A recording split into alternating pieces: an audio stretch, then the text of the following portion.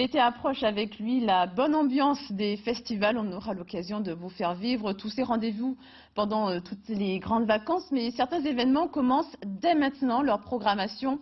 Dans l'Indre, le festival Chopin à Nohant a commencé une 57e édition riche de concerts, de conférences et de rencontres.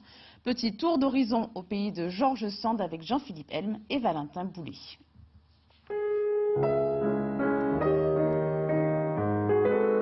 Le festival a commencé sur ses notes de valse.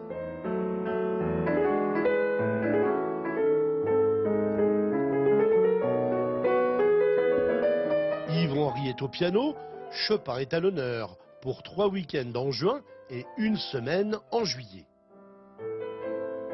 Il est question cette année de voyages, ceux avec Georges Sand et les voyages intérieurs. Georges Sand avait à cœur de lui faire connaître aussi ces paysages du Berry qui rappelaient d'ailleurs à Chopin les paysages de sa Mazovie natale.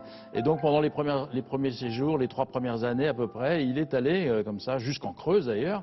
Et puis dans les derniers moments, il préférait rester et composer dans sa chambre tranquillement. Chopin a composé ici une grande partie de ses chefs-d'œuvre. C'est pourquoi depuis 60 ans, à l'image de cette tablée assez représentative de la vie à Nohant, le festival rassemble les lettres, les notes, les âges et tous les virtuoses du monde entier. Et cette année, nous avons l'anniversaire des 150 ans de la naissance de Rachmaninov, donc il y aura aussi une présence importante.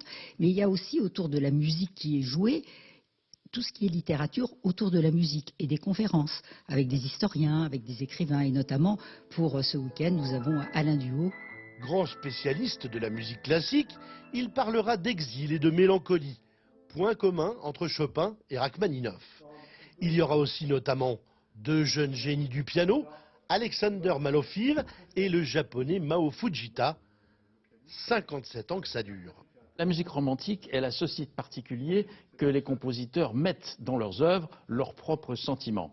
Ils expriment leurs sentiments dans leur musique. Or, ces sentiments sont les mêmes que l'on ressent aujourd'hui. Vous pouvez être triste, vous pouvez être gai, vous pouvez être profondément affligé, ou au contraire extrêmement joyeux. Tout ça, c'est ce qui est reflété dans cette musique, qu'elle soit de Schubert, de Rachmaninov, de Chopin bien sûr. Et c'est une musique que tout le monde comprend aux 4 coins de la planète sans la connaître. Il la ressent tout de suite. Nohant a inspiré Chopin et chaque année, la magie continue à opérer. Comme une parenthèse enchantée.